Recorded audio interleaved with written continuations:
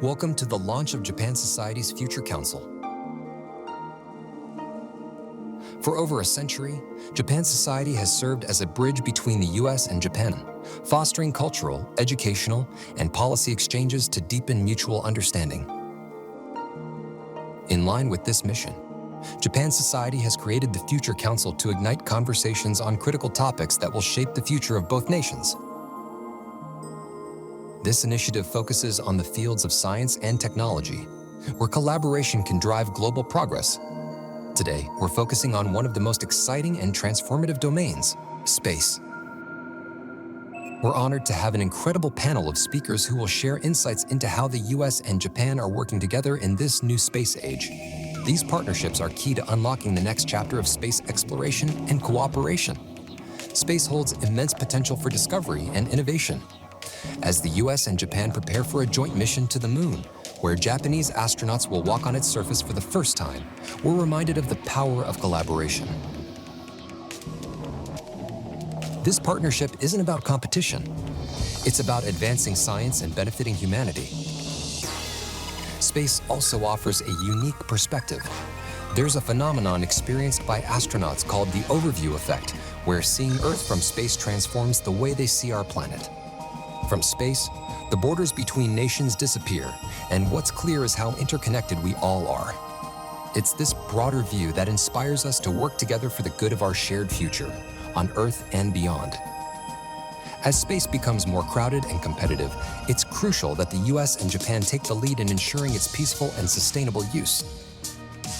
Together, we can shape the rules, address challenges like space debris and security, and set the standard for future exploration. Thank you for joining the inaugural event of Japan Society's Future Council launch. With this initiative, we strengthen the bonds between our nations and explore new frontiers. Let's work together to shape the future, on Earth and beyond. It's great to welcome everyone.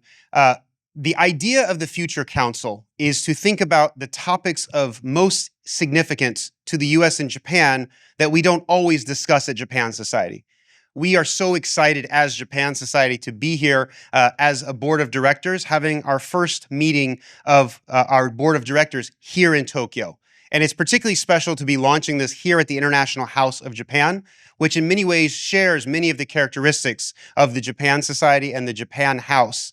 Now, you may know that this facility opened in 1952. It's celebrating over 70 years. Japan Society is celebrating 117 years.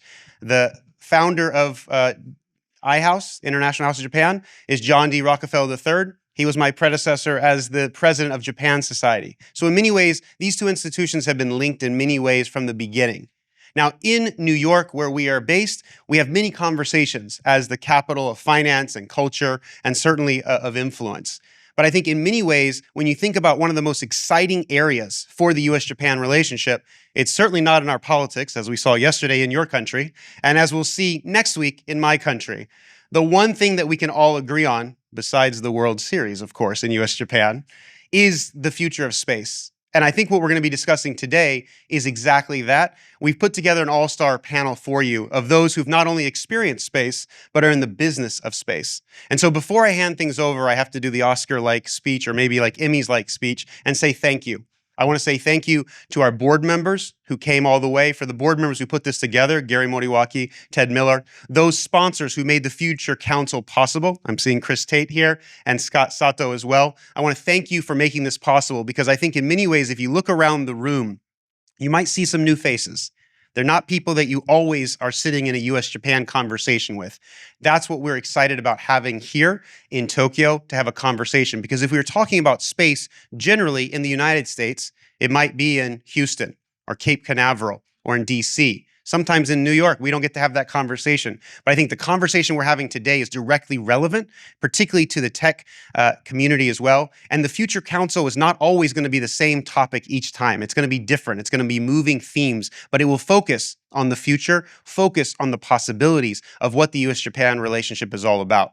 So I don't have to introduce the entire panel, but I do have to introduce our MC of the evening. a good friend to all of us, Chris Blackerby, not only went to the same University of Richmond as I did, he also served as a NASA attaché here in Tokyo, and now he's a COO of Astroscale, one of the most exciting entrepreneurial companies focused on space. Without further ado, Chris, let me invite you to the floor. Thank you so much for being here.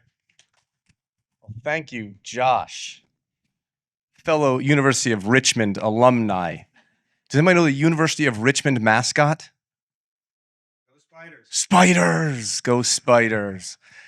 So it is an honor to be here and to work with the Japan Society on this initiative.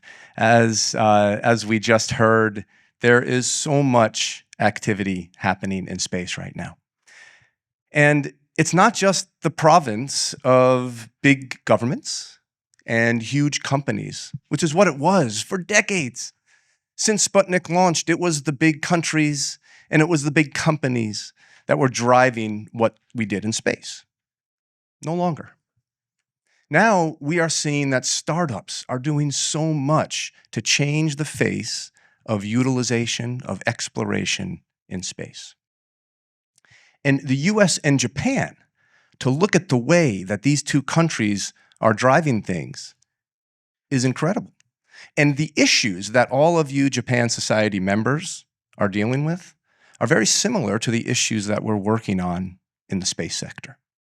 Technology, economics, defense, sustainability, all of those things that businesses, that diplomats think about every day, those are the things that we think about in the space sector all the time. And so as we look at the changing environment, we see that from 10 years ago, there's about 10 times more satellites in space than there were only 10 years ago. Space is getting difficult to sustain. But we're using those satellites every single day. All of you went to space today. You utilize space today. You utilized it to check on the weather, to get a taxi, to talk to loved ones somewhere around the world. You're using space. And we're only going to be using it more as time goes on. We're sending more people up into space. Just last month, the most people were in space at one time ever. 19 people in space at one time last month. Incredible. And we're going to talk more about that. We're looking deeper into the universe to understand where we all came from. We're understanding that more and more now. And we're building launch capabilities around the world to get us up to space. It is a whole new ecosystem that we're creating, and we are on the cusp of making these changes. There's a lot of young people in the audience tonight. You are going to experience what space can do for an ecosystem to a degree that none of us have. And it's so exciting. And so today, I'm honored to have 4 incredible experts on the stage. I feel a little bit, I don't know. I don't feel like I belong on this stage. I'm just a lowly Richmond spider. And I'm going to have on stage, I've got to sit there with 2 astronauts, an ophthalmologist doctor, an astrophysicist. So forgive me for, I'm going to be very, I'll try to be respectful to this group because I don't think I can even show them the amount that they deserve. So maybe I'll, as I introduce you, maybe you can walk up on stage and then take seats. I'll sit here, and then as we go down the way, we can get settled. So first, I'll introduce Naoko Yamazaki. Naoko is, we'll do cheers now, yes.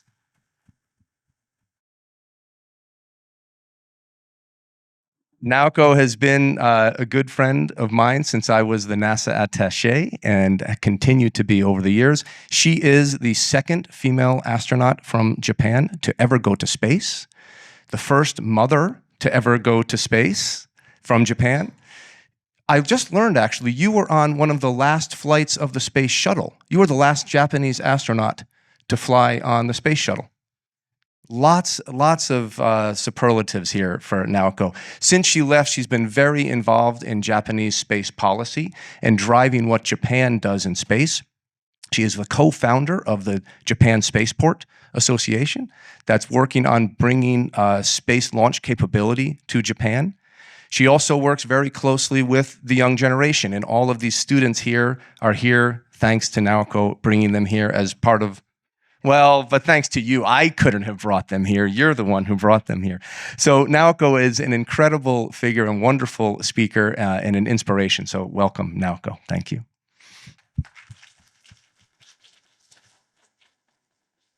Because we couldn't just have one astronaut on our panel, we also have Koichi Wakata. Koichi. Please, go sit next to Naoko. So Koichi hates this when I say it about him, but everybody in the Japan space sector has a nickname for Koichi, and I'm sorry, I gotta say it, because not everybody knows this, but Koichi's nickname is the man. The man.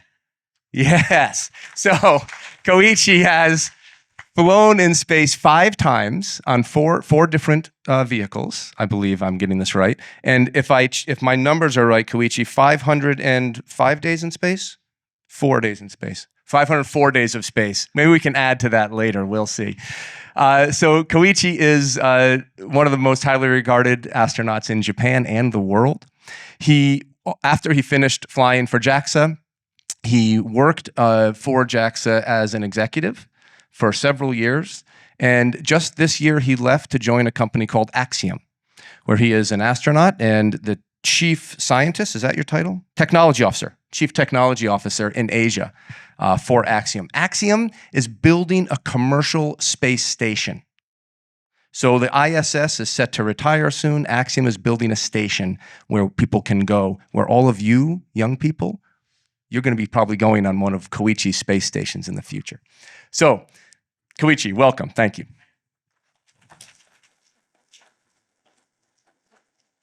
So next, we have Yuko Kakazu. Yuko is the first, and I learned this today too, first astrophysics PhD from Okinawa. Is that correct?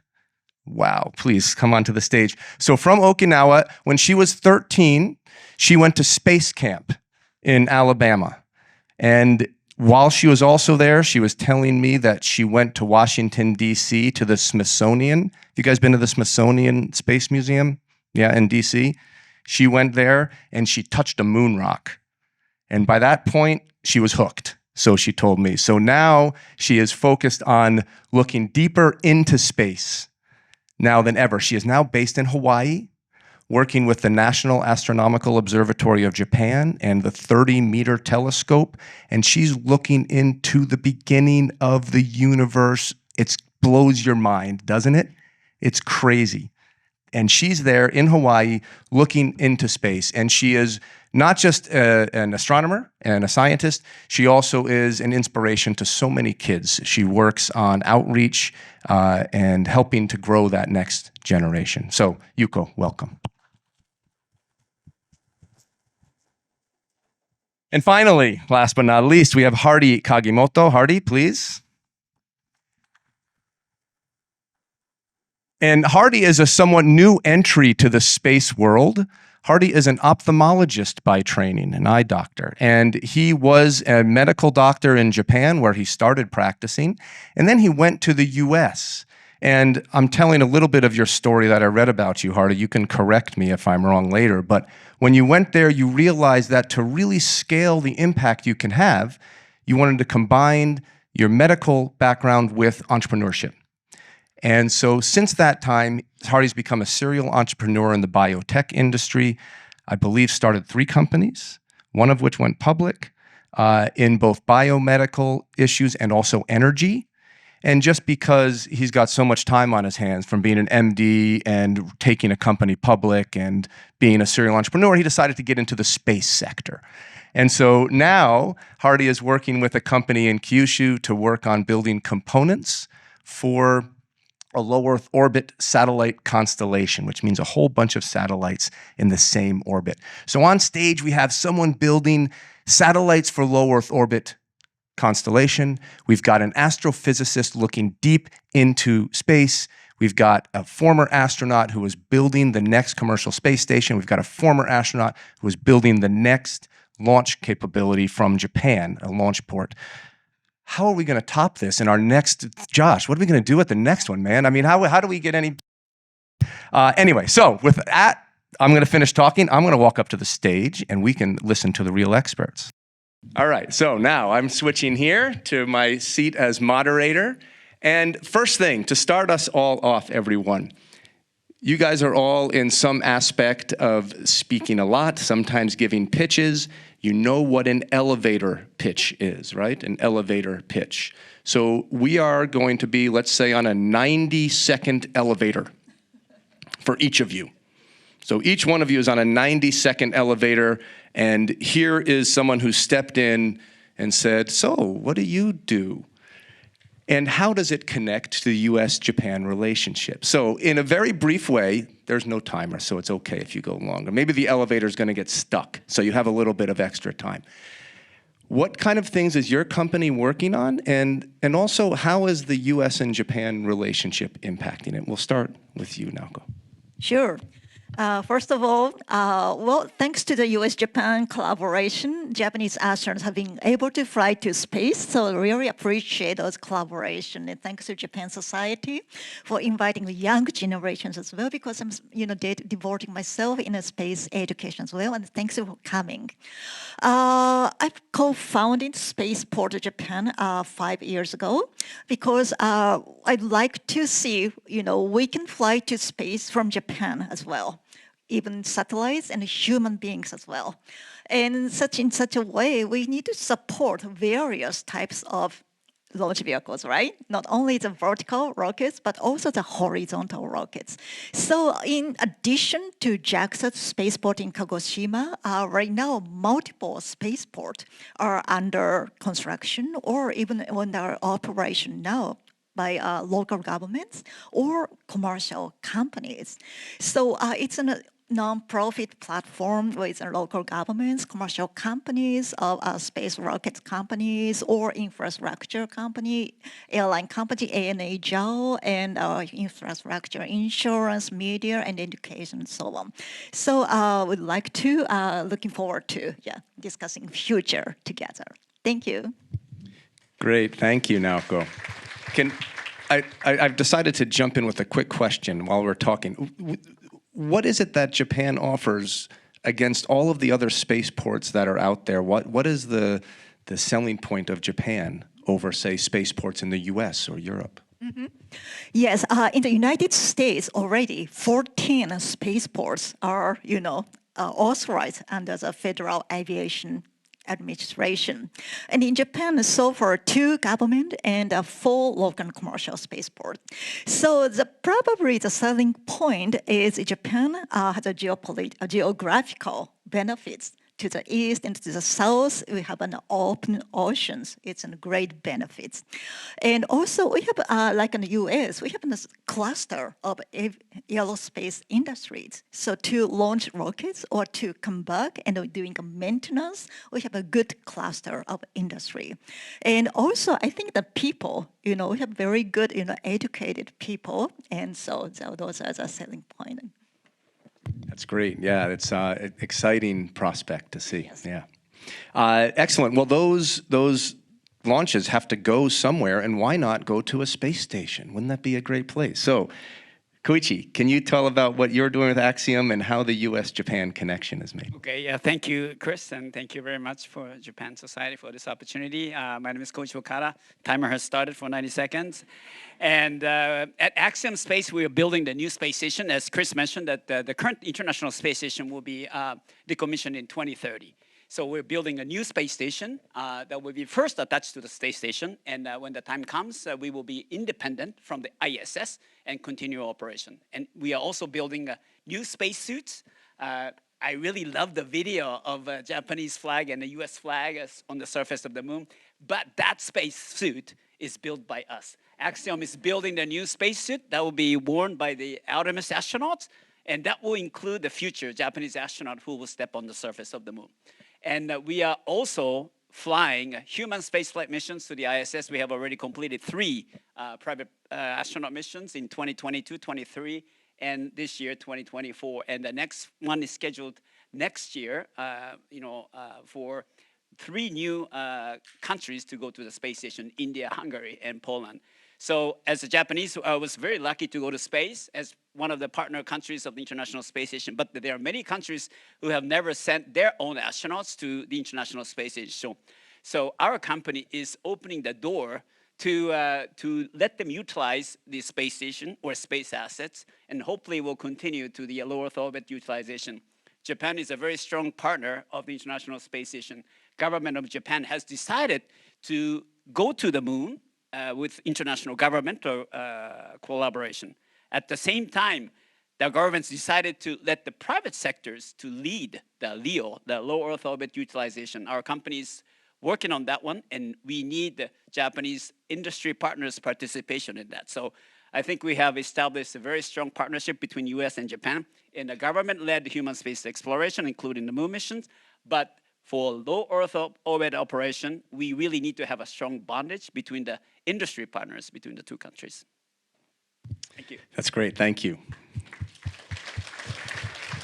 So, Koichi, what's the long-term business case? Is it a government utilization, or do you think it's going to be more private utilization, let's say 5 or 10 years from now? I think it has to be both. However, I believe the private sector's utilization will be a bigger portion of the space utilization, especially like, Hardy mentioned about this utilization is pharmaceutical. There's a huge potential in the pharmaceutical, new materials, and orbital data center. And those utilization will be led initially by the government, but we will have more expansion in this private sector in the field. So I would say in 5-10 years, there's a huge potential for these fields to grow, and mostly it will be led by the private sectors. Great, thank you. Next, we have Yuko. We're going to switch a little bit and go to Hawaii and astrophysicist and space observations. Sure. Aloha, konbanwa, minasan.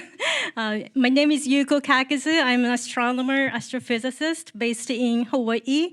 I work for 2 research organizations, the National Astronomical Observatory of Japan, NAOJ, as well as the 30-meter telescope International Observatory. Both research institutions are dedicated to exploring the universe. We tackle fundamental questions such as, what is this universe made of? What is the future of this universe? Is there life? Are we alone? So these are the questions that we try to answer using world-level telescopes, ground-based telescope. In terms of US-Japan relationship in space, it's essential, it's vital, I would say. Well, not just because I lived in Hawaii for the last 18 years, but it is essential as the technology and scientific discoveries are continuing. This partnership is vital. For example, the Japanese Subaru telescope was built 25 years ago in Hawaii. Before Subaru, Japan's largest telescope was only 1.88 meter. So less than 2 meter in Okayama. So Japan had a huge leap from less than 2 meter to 8.2 meter, 4 times larger, 16 times more collecting area. So this has put Japan as a leader in astronomy. And this was possible because of the US-Japan partnership. Now we're trying to explore the farther, more universe, deep universe, and that's why we're trying to build the 30-meter telescope, and Japan is a major partner for this project.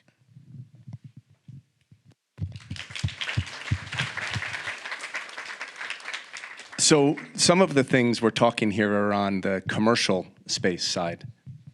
Looking deep into the universe is incredibly interesting, but there's not really a commercial benefit, is there? So is it difficult in terms of funding, or do you look for other kind of unique ways to to drive this from a commercial sector as well. Is that possible?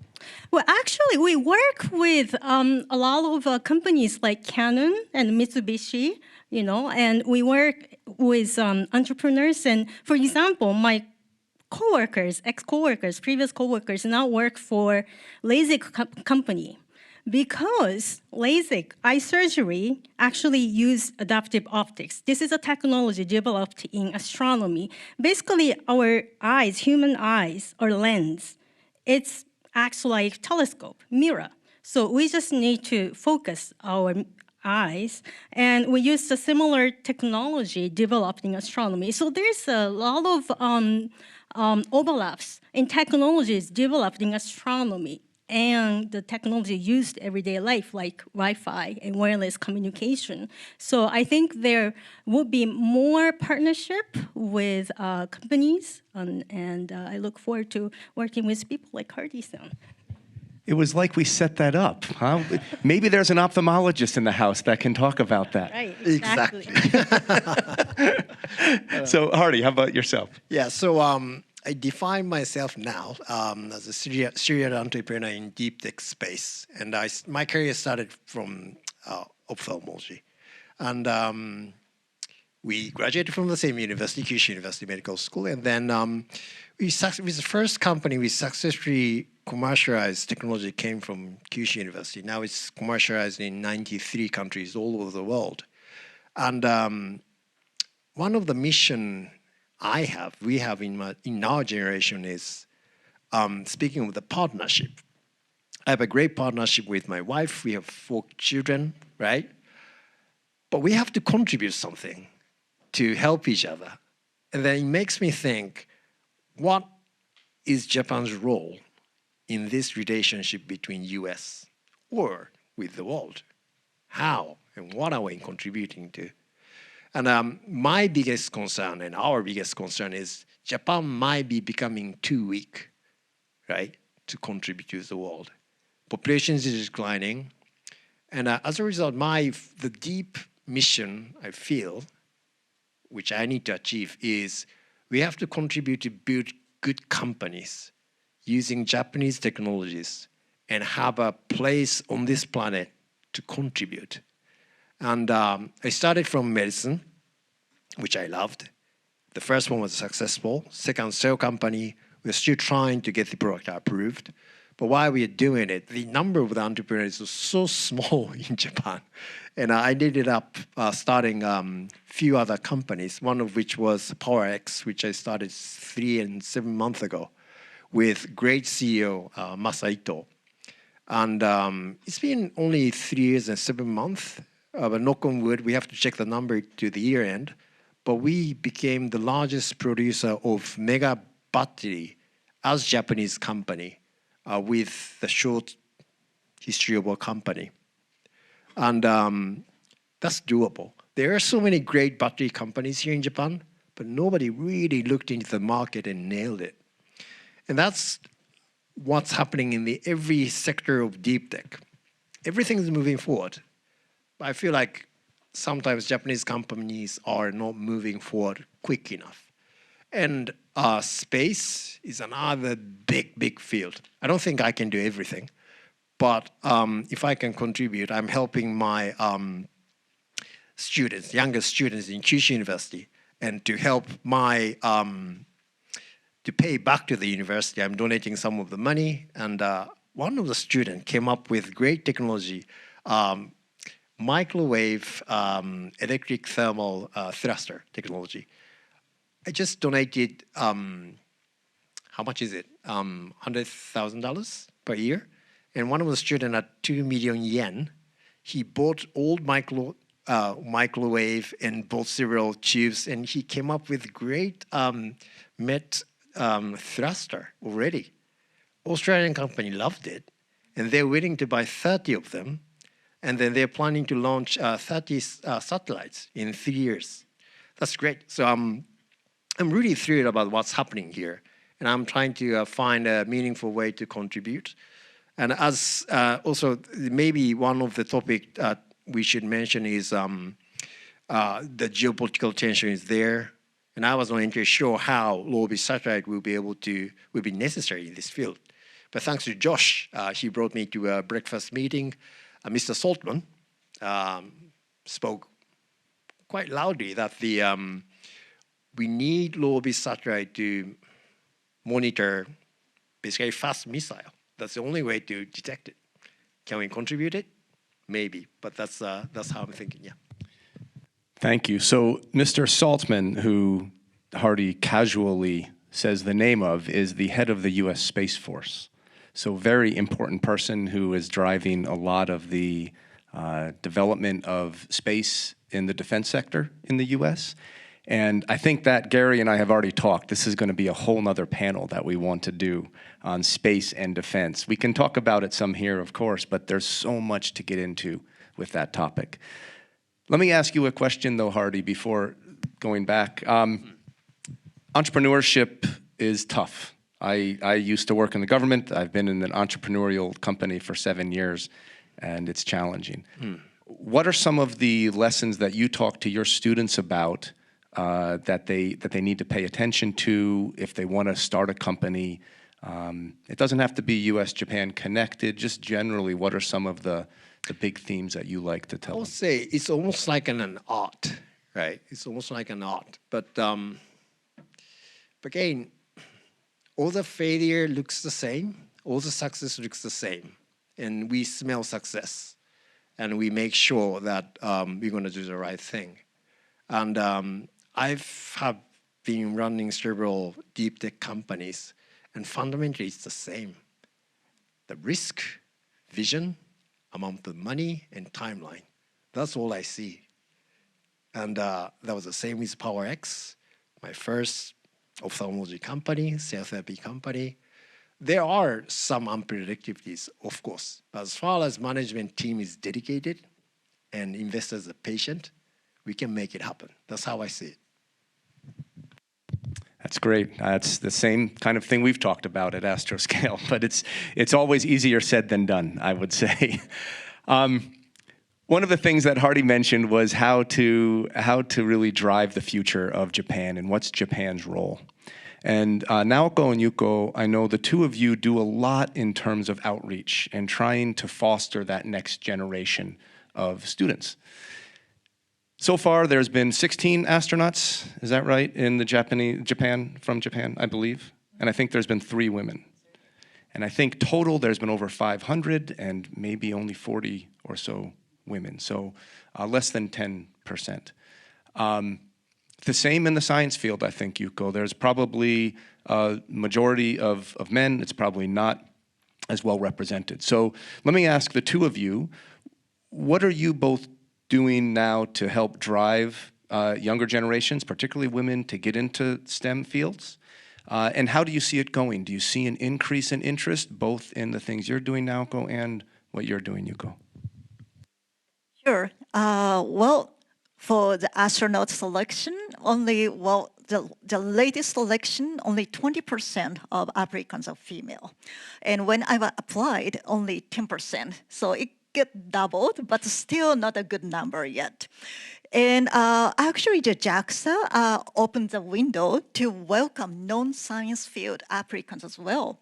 So it doesn't have to be in STEAM, but we'd like to, anyway, during the training, we have to learn STEM education as well. So I'd like to encourage more girls. I see several girls here in this room.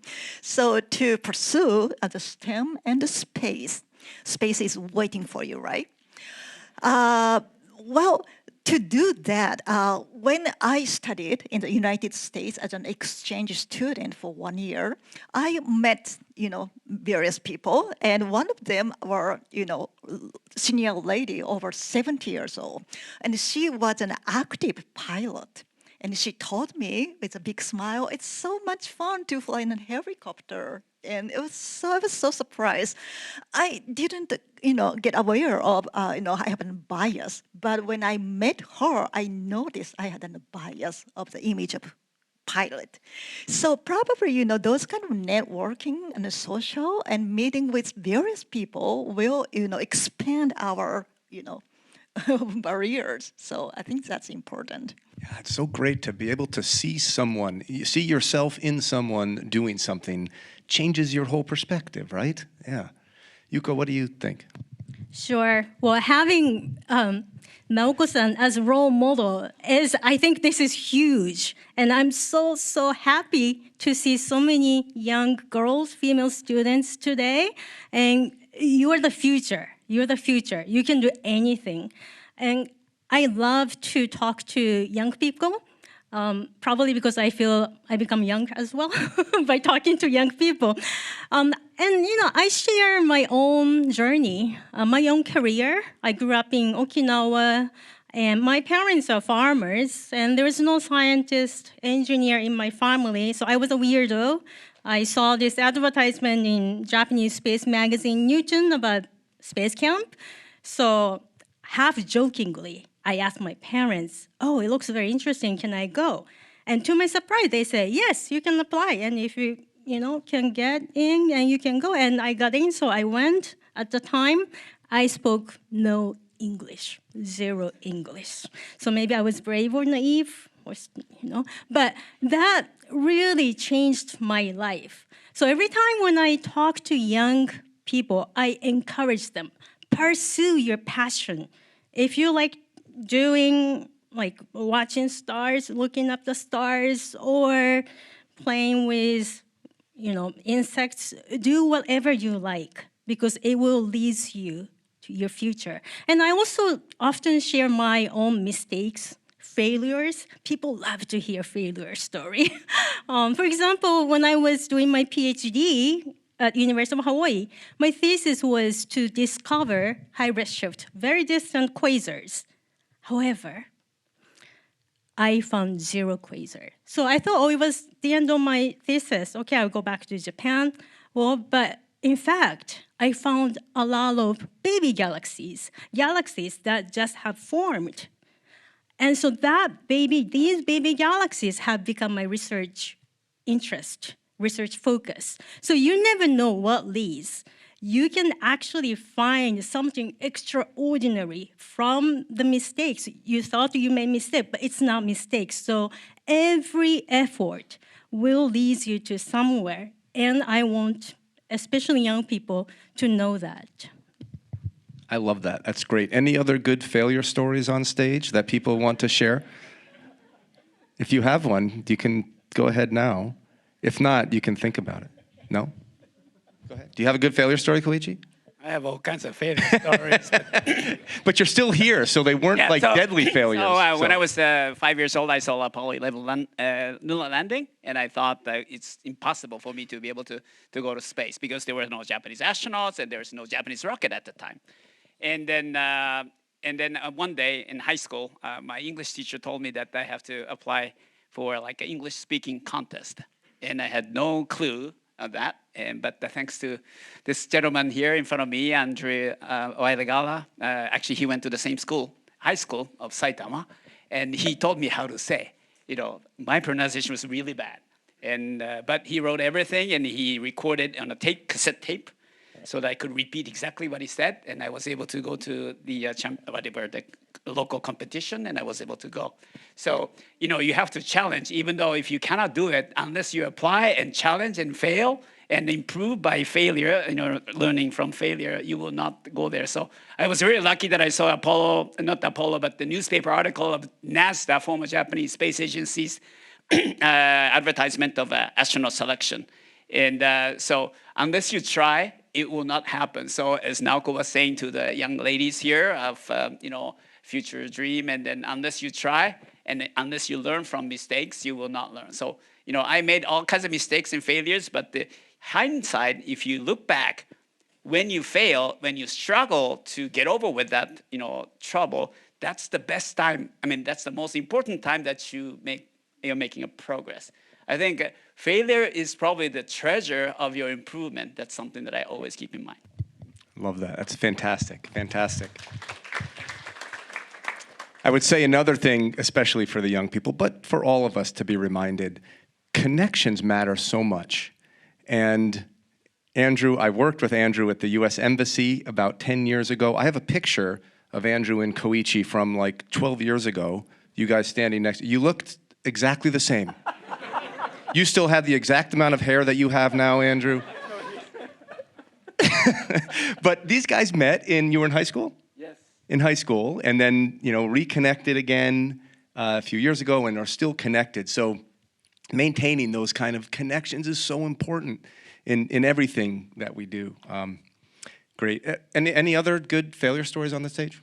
Go ahead, Hardy. You have some. An entrepreneur. Well, in the serial entrepreneur words, we overwrite failure to a new word called pivot, right? So we don't call it failure anymore. Anyways, as we all know, maybe it's in an entrepreneur's world, when we set a vision and we plan a path and a plan doesn't go as we plan all the time. So that's how it works, right? Young student, don't worry about the failure because how the life pan out anyway, right? Keep on going with the vision. So that's my answer to your question, pivot, and that's how it works. Yes. Do you want to try one? I failed for the first time for the astronaut selection on my first trial. And on my second trial, I was selected. And many people applied multiple times, so they never give up. Just try and try. Yeah, that's it. When you have something in your mind, just keep pushing for it. So you just mentioned the astronaut selection, and of the, how many people in this room, 100 or so, only 2 of us have ever seen the perspective of Earth that the 2 of you have seen.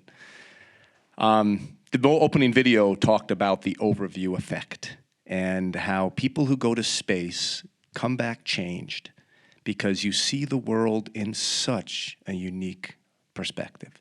So, can I ask the 2 of you, is the overview effect real? And what was it like to live in space? Well, for me, overview effect was, impressively real. In the microgravity, you can see the Earth in front of you or even over your head, depending on your posture. And then we were facing each other, right?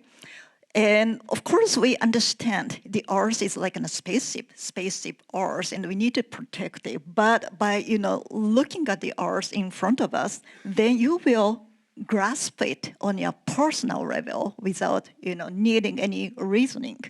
So that's, very impressive, very real for me. How about Koichi-san? Yeah, Naoko-san, I agree totally. When we fly around the Earth, we go around the Earth every 90 minutes. So we go really fast. And that means it's, we have 16 times a day of sunrise and sunset every day. And Earth looks so small after that. And so I feel really lucky that we can, have this beautiful home planet where we can call home. And we can see the, of course, it's a beautiful home planet, but we can see the, signs of like destruction of environment, for example, like Amazon deforestation. It's very visible and something like that. And also, if you look at the nighttime of the Earth compared to the daytime of the Earth, the daytime of the Earth is, you can see the power of nature. All the different colors of clouds and ocean colors are very different, and volcanic eruptions and stuff like that. But at night, you don't see the power of nature, but what you can see is the power of humanity, science, and technology. It's amazing how bright our planet, home planet, is. At the same time, you see the, massive energy consumption. You can really feel it by looking at the night side of the Earth. And so it's important to maintain our environment, but it's not only on the surface of the moon, or the Earth, or moon also, but not only the surface of the Earth that we have to protect the environment on, but also our orbit is congested. I really appreciate the efforts of Astroscale and then private sectors trying to make this sustainable for us to continue to work in space. I have flown a few times, but each time when I fly, there is more number of debris avoidance maneuvers. We have to change the orbit of the space station in order to avoid the collision with the space debris. So I think it's important to have that. So I am very thankful to this Japanese industry like yours to make our space activities safer and more sustainable. and really appreciate that. Yeah, thank you for the Astroscale shout out, Koichi. We always appreciate it. So would you guys go back if you had the chance to space? Yes, no question. How about you two? If you had the opportunity to go live on Axiom space station, would you go take that chance? I would love to. Well, I need to ask permission from my daughter, but yes. You can take her with you. I would love to, and I would like to understand. May I ask you a question? So, what I have learned in medical school, we used to be one cell, and we're a very funny creature, right? There's no creature like us who design things and launch ourselves to the space. So, did you come up with the question who we are? And did you come up with any type of insight, any type of answer? Who are we? What is this human being fighting the planet, but at the same time launching, we can go to the space. Who are we? That's a very good question. I don't know the answer, but it's in our, I think, DNA to explore. There are a lot of things that we can gain by going to space. Pharmaceutical is one thing that we can develop new technologies that we can benefit on the surface during the daily life on Earth. But at the same time, by exploring, I think we have more knowledge and technology to be able to survive. I think that's in our DNA. That's why I think we go to space.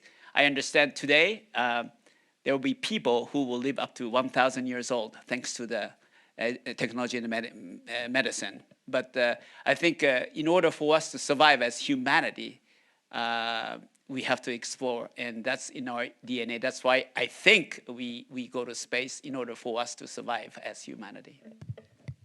What do you think, Naoko? Why are we doing this? Well, very hard question, but good question.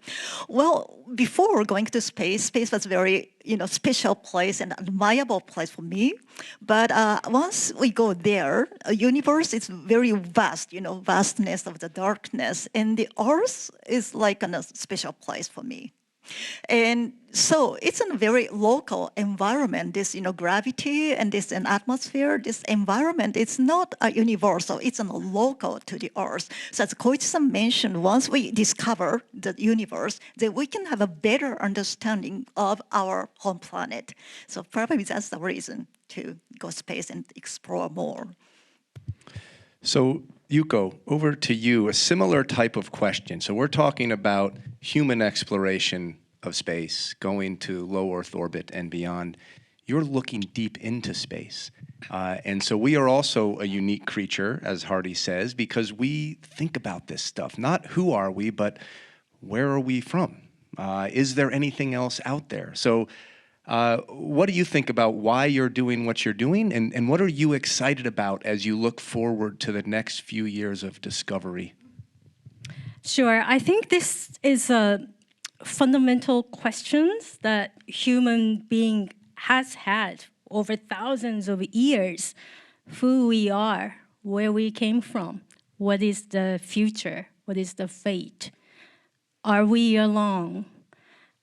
And now it's so exciting in astronomy because we have technology to probe the mystery. For example, when I was a student, there was no such a word like astrobiology. There was no extrasolar planet. Now we have discovered over 5,000 extrasolar planets. It's unbelievable. And some of them might have life. So that's why we're trying to build a bigger next generation telescope, such as the 30-meter telescope, because it will enable us to look further to search life, so water. And I think for the next 10 years, this field, astrobiology and the extrasolar planets in what we call habitable zone, so it may have life and water. This is a hot topic, and this is where, in fact, U.S. and Japan is partnering with as well. And so this is a major topic, but at the same time, we are also interested in the beginning of the universe. Are we, where are these first generations of galaxies? And the James Webb Space Telescope, JWST, have found many little red dots in the early universe. These little red dots, we think they are the first generation of galaxies or black holes. We don't know yet. But these are the type of discoveries that we are making. And astronomy has become somewhat interesting thanks to this advancement, technological advancement. And I look forward to working with next generations who might actually discover the new thing and, perhaps aliens. Who knows, right? So this is very exciting. So that leads me to have to ask this question. Are we alone in the universe? What do you all think?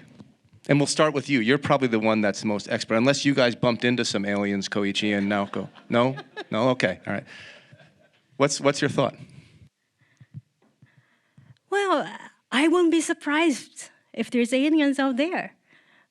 I would not be surprised. But are we able to contact them? It's a different story. It's a totally different story. Yeah, but like you said, we're finding so many Earth-like planets, and you said extrasolar planets. Yes. And so, planets that could harbor life, which we didn't know about when we were all kids. We didn't know those existed. And for those students here, now we know. And as the technology gets better, we're just going to be able to see more, I think. Anyone else want to weigh in on the "Are we alone" question? Instead, I have a kind of question. Yeah, I think sure. people found there is a cave in the moon, right? On the moon, and by definition, if there's a cave, there was water to create caves. Am I right or wrong? There's water on the surface. Right. So then, it's also possible that we were born on the moon, maybe. And then it is clear that the moon kind of crashed into the sun, right? Sorry, the Earth too. So my friends are working on the project to find lives on Mars. And his theory is maybe life was formed on Mars and then somehow it transferred. It might be possible. And it comes back to the question how the life was formed. And it is a really, really interesting question, right? I think it is a very interesting question, and as Yuko-san said, TMT and all the other equipment is searching will be able to give us new insight into its extra solar system life existence or not. But at the same time, I think I'm not an astrophysicist, but NASA has launched Europe Clipper, I think on the 14th of this month. And so we may be able to find some, sign of living creature on our solar system. There are, Enceladus and then Io and then other moons of those big planets where we may be able to find it. But at the same time, when I look at the beautiful home planet, there may be some civilization that exists now or existed or will exist in the future. But I think there may be some civilization that has destroyed itself because of what they have done. And hopefully we're not going to be one of those civilizations. So I think we have to protect the environment and protect the orbit. Lessons learned for us, yes, for sure. So we have about half an hour left. We can probably sit up here and keep talking. I have a bunch more questions we can ask. But I did want to give people an opportunity in the audience to ask some questions if you have any. So are there any questions in the audience that people would like to ask? Yes. And maybe state your name and either where you're from or what you're doing right now as well. Yeah, Christopher Tate with Connect Free Corporation. It's a very simple question. I think that, obviously what everyone's doing is very interesting. And if I wasn't in the computer space, I'd probably be in the space. But I'm just wondering about how many people in the industry are currently operating in the space industry. right? Is there any kind of goals or, obviously because there's so many bright people, but we never really get to hear about how many smart people are working in the industry. Do you have an idea how many people are working? Oh man, I can give some thoughts. I don't have a number. I was at a conference, a space conference in Italy last week. There were 12,000 people there at this conference, so not huge, but certainly not small, and that's a small representation. As far as Astroscale, with the company I work for, which is, I don't know if I even introduced myself to talk about it, but we are building satellites to clean up space debris and service satellites that are in orbit, either refuel them or repair them to kind of service all of these activities that everybody here is working on. We have about 650 people around the world, still small, but growing. I don't know, what do you think globally? What numbers? Well, inside Japan, roughly about 10,000 people are in the space industry. And it is, of course, gradually growing. And over the world, yeah, it's much more. And some of them are in these large companies, the big aerospace corporations or in space agencies. And then, but from 10 or 15 years ago, there's a lot in startups. I mean, the 4 of us on the stage work for basically startups. If I look at Hardy and Koichi and Naoko and myself. So that's a lot more that are growing. Yeah, I think it's really difficult to define the number of people who are working in the space program because there are like rocket builders and satellite builders, but the pharmaceutical industry and entertainment business, satellite data, that's probably the most lucrative market in space. And last week we had a press conference of a new spacesuit that will be used on the surface of the moon.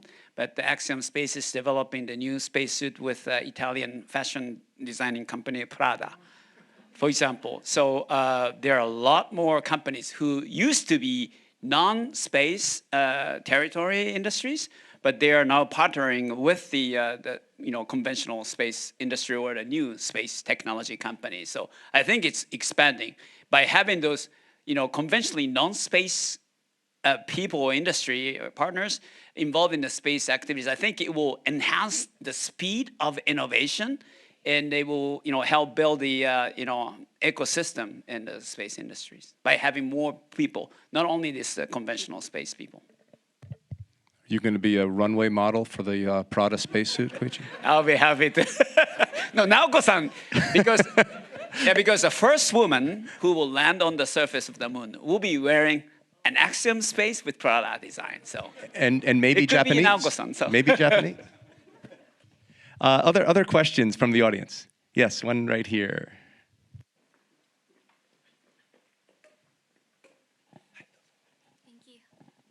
Hi, I'm Emily Sobe, and I'm a student from Tokyo. I've got 2 questions. So firstly, what does it take to be on the front line of all your different specific areas? And second of all, I have a question for you, sir. What does it take to achieve sustainability in space? Because I've read some of your speeches and the research that you've done, and it really interests me about how you clean up space debris. So maybe first, I'll go last, let the panel go, and then I can happy to answer your question. But what does it take to get to where you are, all 4 of you?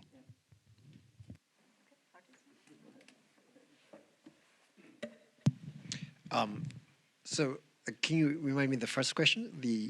So what is it like being at the front line of all your specific areas? Okay, so I'm the lead specialist here, so I'm used to getting to the new market, new technology field. The key always seems to be the same. Talk to the top scientists, top field, the people in the top field, and then usually ask 3 questions, fundamental questions, and you will understand where the limit of human beings, really. And then from there, can you assemble a team to advance it or not? That's basically the same case with every startup companies. In my case, it's startup companies. So in your case, as a student, I encourage you to meet people like us, ask very fundamental questions, and you will understand where the limitation of human being is. Whether you want to study from there or not, depends on your interest. But that's how you can achieve. Don't be frightened. Just talk to them. And that will be, I think that's the best advice I can give to you, I think. Yeah. Go ahead, Yuko. Okay, I would say, as I said previously, keep trying. Keep challenging yourself. Stay curious. And also be a good team player. Because a lot of space projects, including astronomy research, is based on teamwork. So we have to learn to work as a team. And each of us has unique background, strength, weakness. So, and this is beautiful. And this diversity is the key to bring this field to the next level. So stay open and try and be a good team player. I don't have much to add. I totally agree with Yuko-san and Hardy. As I said, when I was small, there was no Japanese astronaut. I thought it was impossible to go. But if you have a passion, if you have a strong desire, you know what you need to study. You may not be able to get there, but you can get closer to your goal. So have a a very clear goal and have a passion. Then, sometimes I was so sleepy in the morning when I woke up, but I had a really strong passion to go to space, and then that made me work hard to achieve the goal. So and be a good friend, because it's important to learn from your friends and colleagues. And I'm glad that you're asking this question. And it's really good to ask those questions who are in the field of various technical expertise, because that's how you learn, the recent and, most, the new knowledge about what's going on. So I encourage you to continue to what you are doing, but have strong passion. Well, I totally agree, with the speakers as well. Well, when, we are wondering which way to go, then, choose a way more exciting for you, because there is no answer determined in advance. So once you work and then you make your path a right way. So it's you to make your path a right way. So you just, choose your exciting way. And keep your mind open. When I was your age, or even a little bit older, I wanted to study history and be a history teacher. If I was your age and someone told me you'll be sitting on stage with this group of people, and then I'd be working at a company that's cleaning up space debris, I would have thought they were crazy. Paths lead you in different places, and so be open to them and look for those opportunities. As for the sustainability, it's a key question, and I'm happy to talk about it more. I don't want to talk too much about it on this panel. This is not my panel, it's theirs. But sustainability in space is essential. As I said at the front, we have 10 times more satellites in orbit now than we did only 10 years ago. That means that there's more risks. That means that as more people launch satellites, they have to be careful to not have them collide with each other. Because if they collide, it could create something called the Kessler syndrome. The Kessler syndrome is when exponential increase of debris makes space unsustainable. And we could be getting there. Right now, there's debris objects in orbit where they might hit each other and create more debris, which creates more debris, which means that your generation won't be able to have the same benefits that we do, to use space for understanding the environment, to use space for communication, to use space for reaching underserved communities. Everything that we get from space is precarious right now. So we need to start taking steps to remove what debris that's up there, prepare satellites before they launch to be removed, and really bring awareness. The first step of that is you asking that question, is you researching it, and people being aware of the situation. We as a company are starting to take those steps technically to be able to make that happen. But I just talked too much about myself. Sorry about that, everybody. Other questions from the audience? Yes, a couple more are up there. How about right here? I see one right in the front row.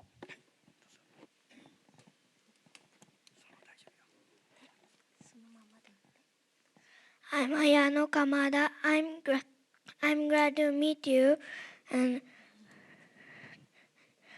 what do you need to do to be an astronaut?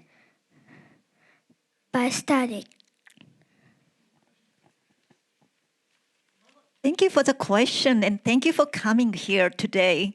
Well, to become an astronaut, first, to find what you like, and because you asked that question, I already, understand you found what your, in your, interest area space. So that's good advantage, So you should be proud of yourself. So then, well, to value our to work as a team. So in your school days, to study on a school subject, and of course studying English is important, and working experience as a team is very good. So in a family, you should help your family, and in the school, you should help your students and the teachers, and accumulating those experiences will make you stronger.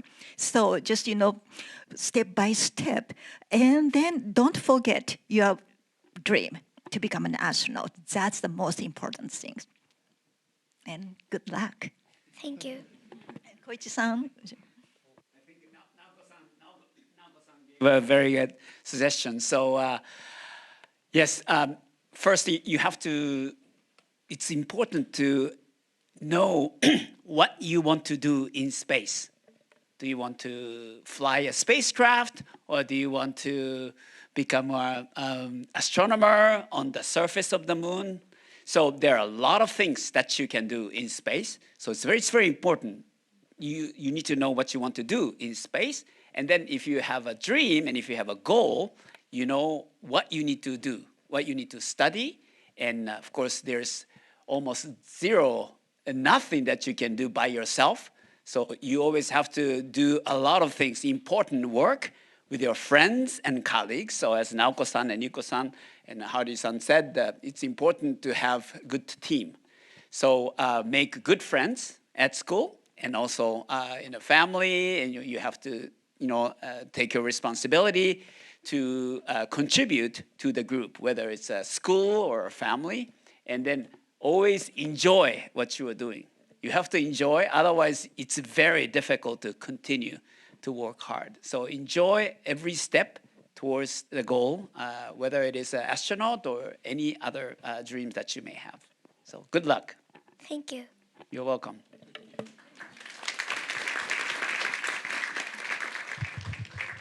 Fantastic question and excellent advice. Other questions? I see one right here. Yeah, second row.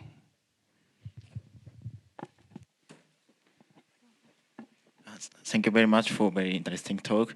My name is Taiko Hirai. I'm a university student majoring in planetary science. So I have one question. I think Japan has the strong point in the pure science and fundamental science, like planet science and cosmic science, but the budget for space exploration of Japan is limited. So I think we have to join more international scientific project. So then I want to ask you how to get more good position in the international scientific project as Japan. Great question. I think Yuko to start. This is a great question. So as you said, the budget is limited, but all these next generation space projects are getting more and more costly. So we have to find international partners. And this is why having a great team and willing to work with international team is so important, so critical, in fact. And for example, Japan is a major partner for the 30-meter telescope, as well as NASA's Artemis, the new moon mission. And all these missions require teamwork and, of course, language skills, but language will come anyway. I couldn't speak English at all when I was younger. So I think that being open-minded, stay curious, and also be a good team player is so important. And we always help each other in large international scientific projects. And so I think it is really critical to have the skills and also mindset. But I see a bright future for you, so good luck. Hardy, what do you think about that question too? Because asking a bit about the collaborative environment, between U.S. and Japan, how are we able to cultivate that and make that work? And how do you see that happening in what you're doing? So again, friendship and networks helps a lot, right? It's whatever we do, unless we're gonna trust your partner, you cannot really bet everything in it. And what we are doing is something world first. XYZ, right? So you got to be able to be a good team member. And there must be good projects or some kind of good networking event for the space too. And I think you should look for it and find friends, and then you got to start networking. And it's a good chance for you because there are a few Japanese who's really going out to the United States and building the network, right? And I benefit a lot personally going to the States younger and having friends, and we helped each other, and then that bring me to a new network. And then that's how things work. And coming back to my Ophthalmology Society, one of the past president of Japanese Ophthalmology Society kindly told me when I was younger, he was a king in Japan and the one in Japanese ophthalmology field. And he told me a really important thing. He told me that he became successful because he had so many friends in the field, especially in the United States. As you said, this industry, space industry, will be most likely led by the United States. As a researcher, as a realistic point, you have to have access to the good budget, good team. Otherwise, you're not going to be able to compete even in Japan, right? So again, I emphasize the importance of network, friendship, be true to yourself, be who you are, and then make friends in the United States and bring the network back to Japan. That's how this partnership thing works all the time. So. Any other comments? Yeah, go ahead, Koichi. Great inputs. And yes, I have been very thankful to the international collaboration. That's why I was able to fly in space. But at the same time, I was lucky that I was Japanese to be able to be in this partnership. There are many countries. I talked to the students, where there are no astronauts, and they told me they envy me because I'm Japanese, that I could go to space. So there are many countries, but I think it's each individually or each country, every and each one of the individuals or the countries have its own strength and also weakness, as I do. But I think it's important to have the strength. It doesn't have to. You don't have to do the same thing like the other big, technology spacefaring nations. If you have a strength, you can, utilize your talent as an individual or as a country to contribute to this teamwork. For example, like a Healios spacecraft, Japan made 2 successful asteroid return missions, but no other countries have done it. Many countries went directly to Mars surface, but the Japanese approach was different. It was a kind of unique knowledge or technology, but that is contributing to the entire world's, science exploration. So, be yourself and then find a niche that you can with which you can contribute to your society or to the world in academic field as well. And then because I think you have something like that. Each and everyone has it. So know yourself, discover yourself. I think it's important. And I think we have to discover our country. What is the strength?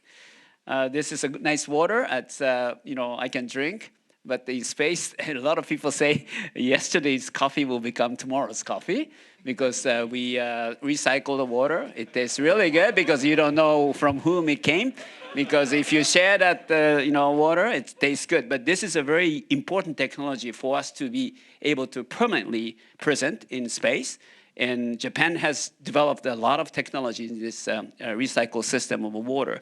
Actually, our company, Axiom Space, is developing a technology for that, because for our permanent presence on the surface of the moon and on Mars, it's very important to have that. But Japan has developed this, and once you gain that technology, once you establish technology, you can apply it to a lot of things. So I think it's important to have this niche that you can use as an individual or as a country to contribute to the growth of science and technology. Everybody's looking at that water differently now, Koichi. Tastes really good. Naoko first, and then we'll go to a question back here. Okay, so very quick. Yeah. So I recommend vaporize, what you'd like to do. Then people will notice, oh, your interest, and if it's a related project going on, and the information gathered to you, and you can raise your hand. So vaporize what you want to do. A question back here.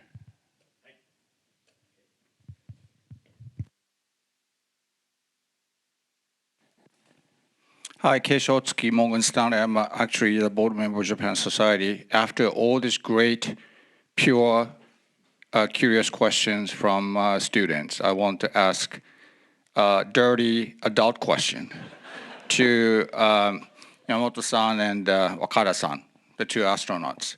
So the space business is becoming real. Now a lot of people have a dream of going to space, and I want to do it too. The question to you is, given your experience, how much is the right price? How much would you pay to go to space again? Assuming you have never been there.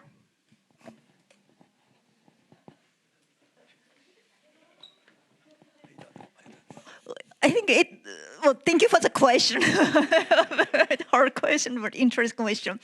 Well, I think it would depend on the phase of technology and the progress.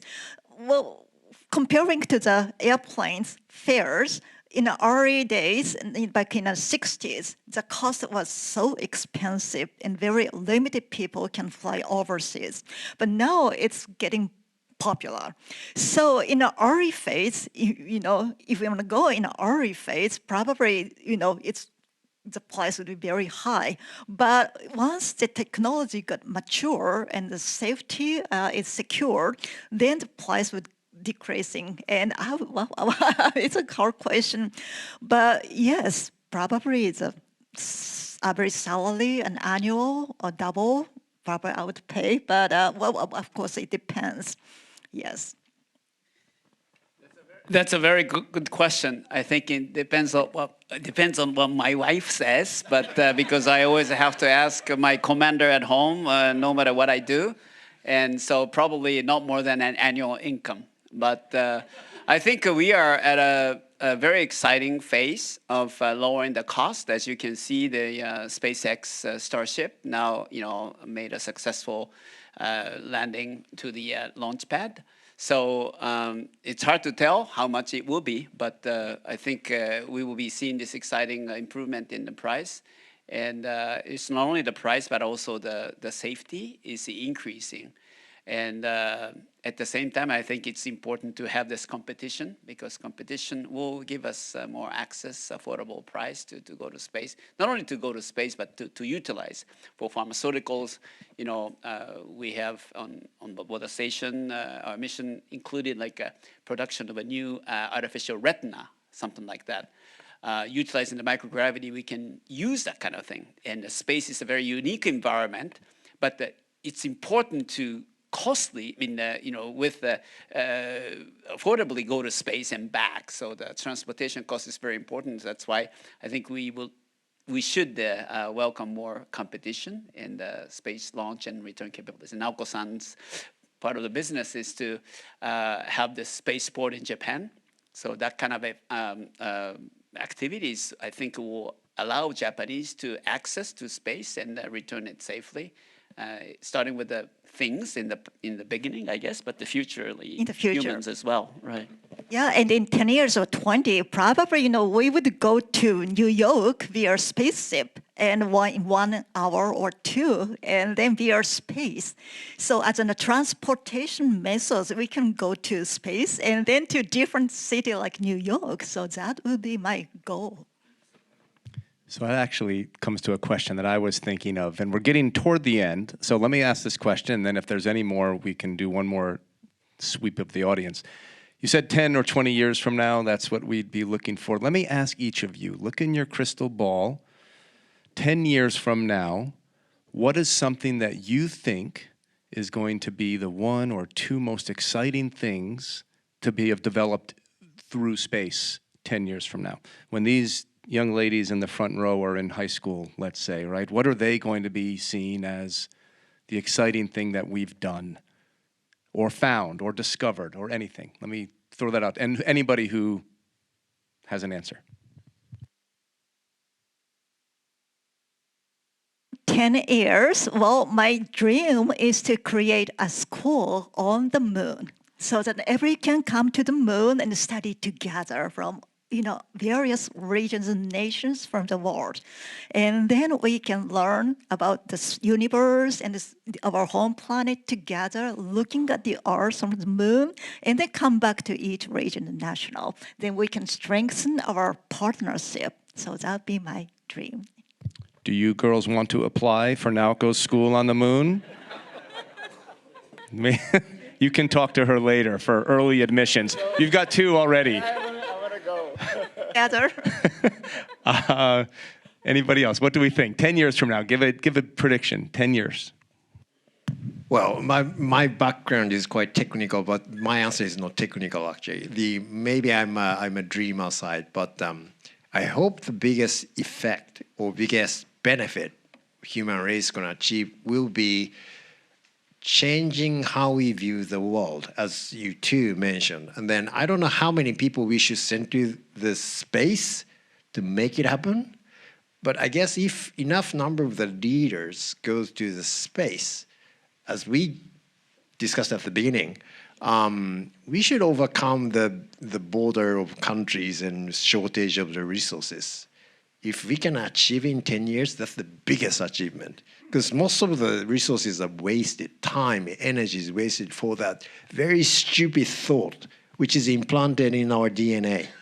If we can overcome it, almost like an enlightenment of entire human race. So that's, I hope that's the biggest achievement we can achieve. I can mention one thing. Yeah, of course, as Naoko-san said, I would like to join her school on the moon, and we will have exploration going on in Mars. But I think one thing that we can say that in 10 years, I think we will be using off-planet factory on the low Earth orbit. Space station, we have operated, and then we have conducted a variety of experiments, but we have not at the point where we can produce massively utilizing microgravity. So I think in 10 years, we will have a factory in low Earth orbit. There are a lot of scientific equations that use the coefficient, the G, gravity coefficient. But if you take out the gravity to 0, there are a lot of new things that we can use as example, like fiber optics production or artificial retina, artificial organs, human organs and stuff like that. So I think in 10 years, we will be using, especially low Earth orbit for a factory, and a lot of people will be going there and back. Yeah, I hope in 10 years, well, I think we'll be probably finding life outside the solar system, and this is very exciting. And I personally hope that in 10 years, my daughter and I are enrolled in Naoko-san's school on the moon. This is personally exciting, so let's make it happen. Thank you. If you need a history teacher on that school, I'm available. So. Any other questions in the audience? We'll do 2 more, okay? I see 2 more hands pop up. And then we're gonna have some time, by the way, after this for some casual conversation. So about a half an hour here, but let's do a couple more. I'm Jun Makihara. I'm also a Japan-sided board member, so I'll ask another nasty adult question. When I was growing up, I'm now 66. You know, the space travel was all big governments, big rockets. You know, military, United States, and in my view, and it's very simplistic because all I do is watch TV about space. One person changed all of that, and that was Elon Musk. You know, I see all of the great achievements, Astroscale, everything you're doing, but to me, watching TV, there is nothing like watching the landing of the reusable rocket and the chopsticks. Nothing like it at all. Just miles ahead of anything that has been achieved in any other country. From one man, not a team player, rude, angry, not a nice person. So my question is, can Japan, this is not a very Japanese person, Elon Musk, extraordinarily successful, changed the face of space travel. Can Japan produce somebody as extraordinarily impactful for space travel? Can we produce another Elon Musk in this country, which I think is what we need?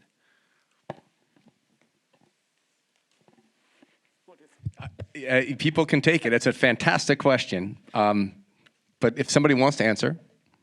I think it's possible. 2 years ago, I launched on Elon Musk's rocket, Crew Dragon, and I worked with the people in SpaceX. That's very different from my previous experience in the space shuttle program and then Russian Soyuz spacecraft on which I launched. You know, Apollo 13 NASA flight director, there's a very famous remark, failure is not an option. Gene Kranz said that to make the human space flight. Actually, it's a failure mission, but he returned safely 3 astronauts back from the moon, going around the moon. But looking at what Elon Musk's team is doing, failure is an option. It's a predicted option. As I said, when I fail, that's the best time that I learn efficiently. If you have a budget limitation, if you have time for the development of a new system, if you have the limited time and money, the most efficient way to get to the goal is to plan a failure in advance. And that's what I'm seeing. So I think we need to have this mental change, attitude change, because I was always taught that failure is not an option. But if you make sure that you can plan a small failure to learn, to get to the goal most efficiently, time-wise and money-wise, I think we may be able to create that kind of a new, Elon Musk, any countries, including Japan. Good answer. Great answer. Anyone else want to address that question at all, Hardy? I think, it takes usually 3 generations, not real generations, but if you look at the baseball, right? Nomo's generation, and then Ichiro's generations, and Ontani Shohei's generations. Before Ontani Shohei, nobody believed that there would be any Japanese like that, right? But people learn from their senpai, and then can do better than them. And that's how everything works. And I'm hopeful that now people are beginning to realize the power of deep tech startups, the power of capitalism. As you know, Japan is a really interesting country. We believe in democracy and then capitalism, but we don't really learn and exercise capitalism in the way that people do in the United States. But we are beginning to use it, right? We see these companies, and it's going to take time, but at some point there will be meaningful companies who has de facto standard technology in the space, which will be crucial to the success of space business and travel. That's how I say. I'm hopeful. Great. I think we're winding down. I think we would like to take some time to allow people to mingle a bit. So maybe can I get one more question? I saw a student had a hand up. Yeah, let me get one more student question, and then we'll. Thank you for today's panel, and thank you for inviting such a fantastic event today. And I'm Maya, learning astronautics in university, and I had to be a member of international robotics team. And my dream is to step on the moon with my friends or family. So these days movement like Artemis project or International Moon Exploration or Development project is fascinating for me, but I'm concerned about project delay or cost need, and I fear about this movement could make future possibilities more smaller or smaller. So I think we have possibility to make this kind of field bigger, at the same time make it smaller. So I want to ask you all to ask you all that how we can maximize our future possibilities and what is our responsibility to do that, especially in Moon or Mars exploration or civilization field, please. So as we look forward, how can we maximize our opportunities, minimize costs? Easy question. Well, thank you for the question.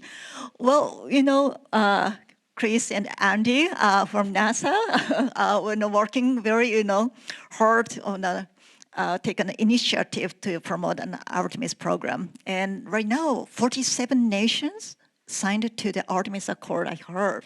So the partnership is the key. Only one nation is very limited, but within a partnership, we can achieve more. And the partnership among nations and partners with industry is also the key. So for the Artemis, project, like Toyota-san is developing a lunar cruiser, and some other commercial companies are strongly involved in our Artemis project as well. So not only government, but industry level partnership, in an academia level partnership is the key to maximize our goal.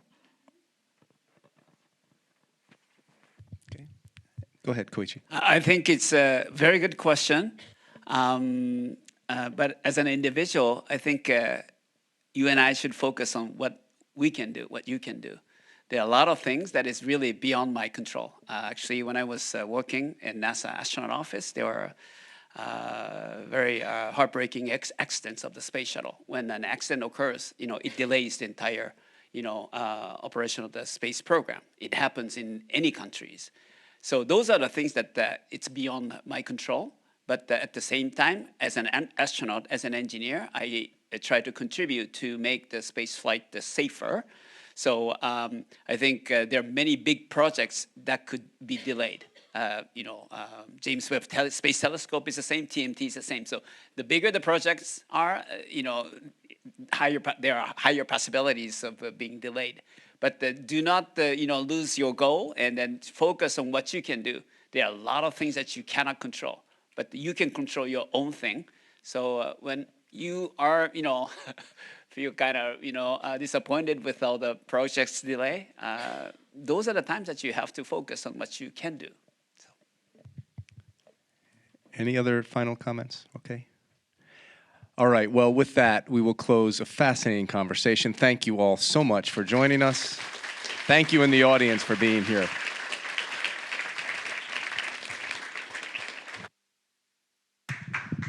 I just want to say a huge arigatou gozaimasu and otsukare-sama. I think in many ways you have just proven the case. I think this is what we are excited about at Japan Society.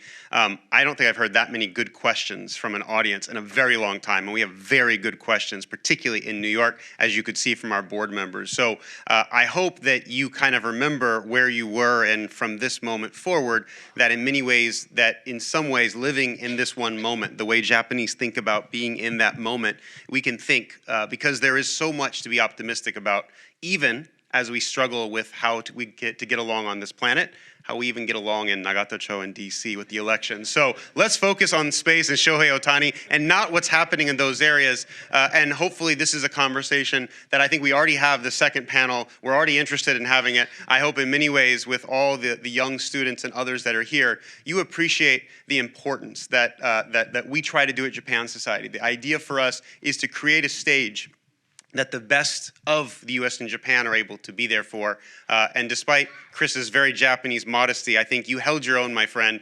You made Richmond proud. Thank you all for all you did for tonight. Thank the audience for the questions. Thank you for being here tonight. Arigatou gozaimashita.